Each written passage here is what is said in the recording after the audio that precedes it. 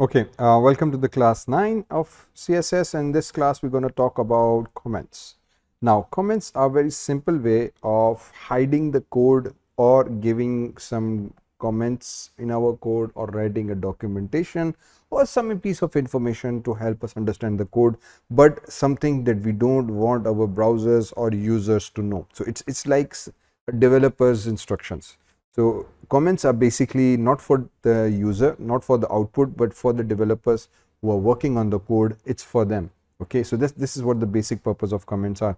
Comments basically are not shown to the user on the browser. So when you write a comment, or it's not basically shown to the user, so it has no purpose in terms of its output. It's just as a backend way. So do remember with that.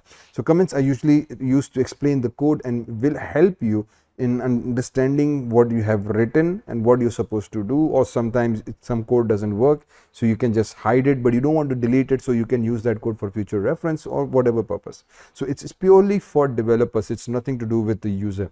Okay, so that's why we have it. So it's completely ignored by the browser. So whatever you write in this line of code will be completely ignored by the browser.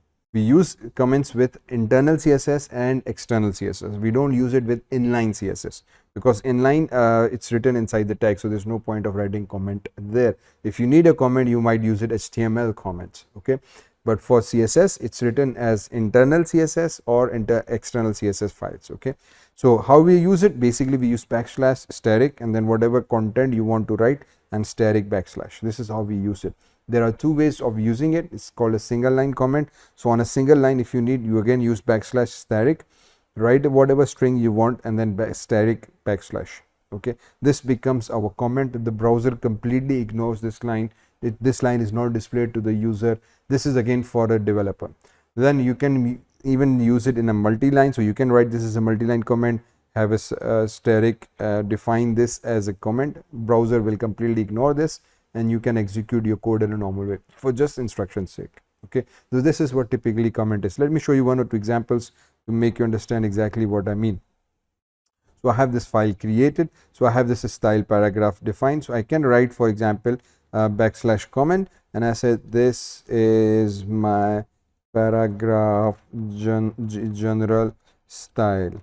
Okay, so this becomes my comment. This line is, I can write anything, the browser won't execute it. Okay, I can even have, so for example, another tag here. I can say let me use paragraph, and then let me say color, and this time columns may be blue. Oops, not columns, COL or color, and then color can be blah blah blah things. I just leave it like that. Okay, so I have an error in the code, but I don't want to execute this. So what I do is I write backslash static in front of it, and then I come back here and I say static backslash to comment this entire code out. Okay, so now this code is commented out. I don't want to delete it. I want it to be there, but I don't want that to be shown to the user. So this is commented out. So it becomes a multi-line comment. In inline comment, inline again, if we have a paragraph and I have a style attribute to it, and I can specify some color, for example, in this case let me use blue, and if I want to write a comment here, we don't write here. So in this case I will be using HTML comment, because I'm in an HTML comments, if you remember from HTML course, are basically used tag, because everything has to be a tag, and then exclamation mark minus minus. So this is HTML comment for paragraph. Okay, graph. Okay, so now this is basically an HTML comment, meaning that this line will not be executed by a browser. Browser will completely ignore this HTML comment. Okay, so this is simply what comments are. We use it to define. You can write comment in front of the property as well, as long as it's inside this backslash static, it will be completely ignored. You can do one other funky thing as well. For example, I can use a background color, and then I can have, for example, it as a light lemon. Okay, I can write a comment in between here as well. So I can say backslash static test color and then static backslash. Okay, so this again is a valid thing, because this line of code is not executed by the browser. It's just the comment.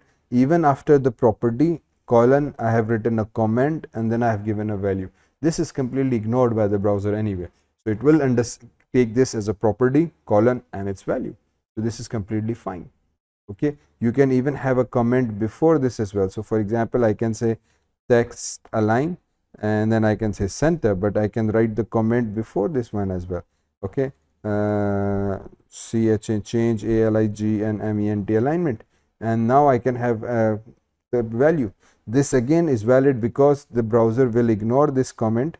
It will not read it, so it will read the text align, and then it will see a colon is there, and then space center. It's perfectly aligned. So you can write the comments in between, but this just makes code much more confusing.